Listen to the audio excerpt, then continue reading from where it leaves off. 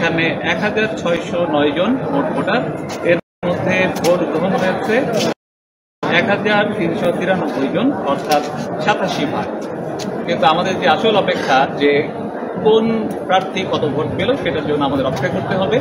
আমাদের এখন বিভিন্ন কেন্দ্রে এবং বিভিন্ন বুথে যারা পোলিং এজেন্ট হিসেবে কাজ করেছে নিয়ে নেওয়া যাবে না। আসলে প্রতি কেন্দ্রে সমান সংখ্যক ভোটার থাকলে আসলে 4টা যোগ করে আমরা গড়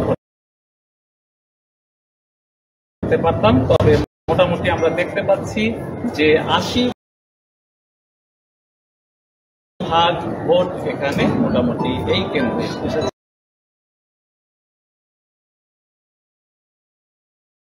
বলে ধারণা এই অর্থে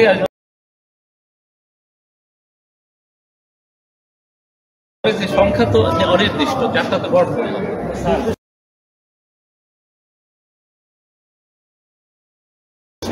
বিভিন্ন অভিযোগ এসেছে শুরু থেকে, যেসব অভিযোগ আপনারা শুনেছেন তার চেয়ে ঘনিষ্ঠভাবে কাজ করার জন্য আমি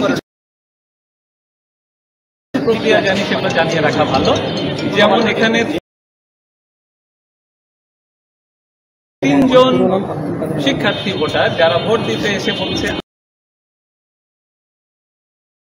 আমার ভোট তো দেওয়া হয়ে গেছে। ব্যাপারটা হলো ভোট দেওয়ার ঘরটি প্রচুর ভোটার থাকার কারণে এবং সিট কমানোর কারণে ঘরগুলো ছোট ছিল, একজন তার জায়গায় ভোট না দিয়ে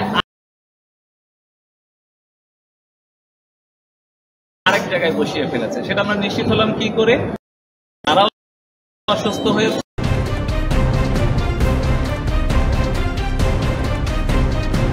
জেড টিভি বাংলা, নতুন ভাবনায় প্রতিদিন।